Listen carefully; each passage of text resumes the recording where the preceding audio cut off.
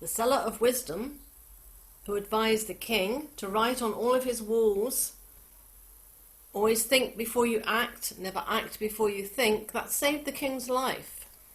And that story, like many stories, travelled. It travelled over time and it travelled from place to place.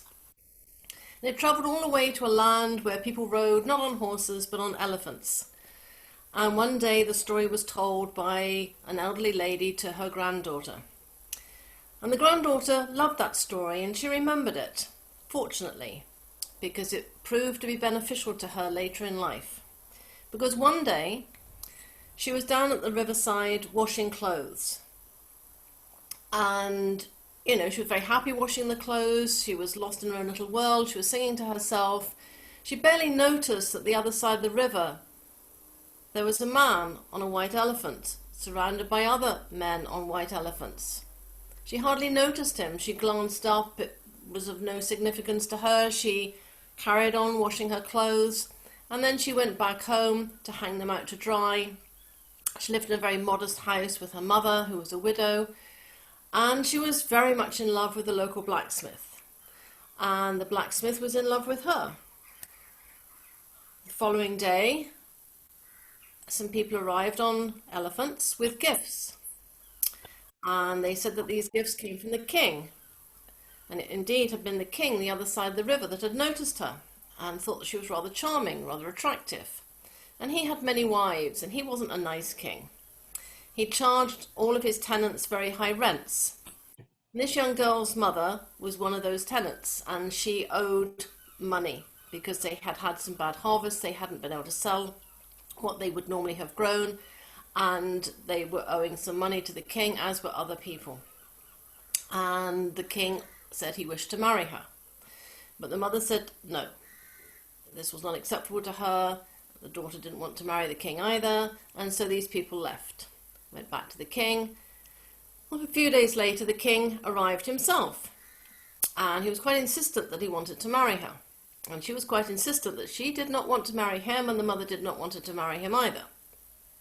And the king reminded the mother that she owed all this money to him, and that by marrying the king, the daughter would be able to remove the debt from the mother, and for all time she would be able to live there without having to pay any rent at all, so she never again would have to worry.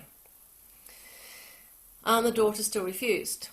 And the blacksmith had arrived, and she looked at her mother, she looked at the blacksmith, she looked at them with love in her eyes, and she knew there was no way she was marrying this king, but she needed to find the solution to the problem of the mother owing the rent.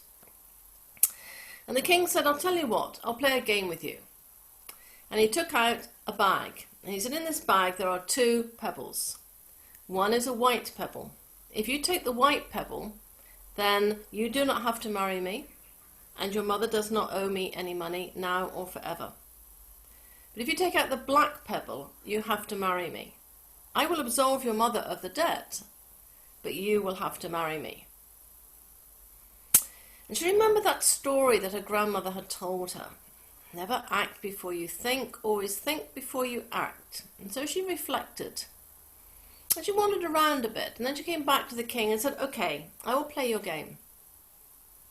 And so he handed over the sack, a small little bag.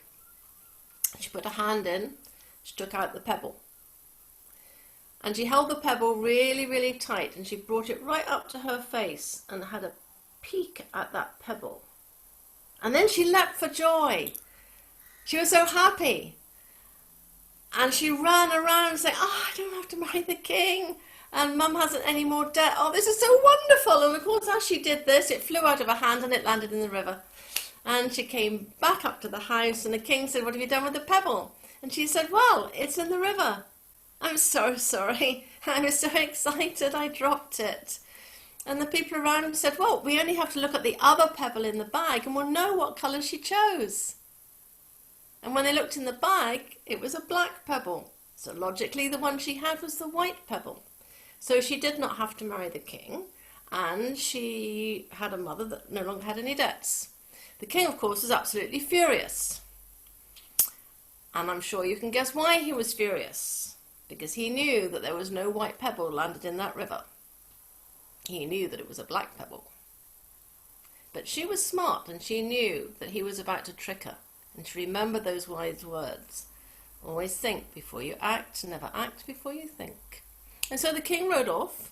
He had no choice but to honour his own word, otherwise he would lose face amongst his people. And she married the blacksmith, and they lived happily ever after. And that is my short little story to entertain you for probably 3 minutes. Great. That's fabulous. That's great. Thanks, That's Julie. very clever. Lovely. Very clever. Lovely. Very I think I've heard that before as well, somewhere. That was really good. Yeah. I love that. I like that. The That's trickster really trick. good. It was yet another story from English Teaching Professional magazine.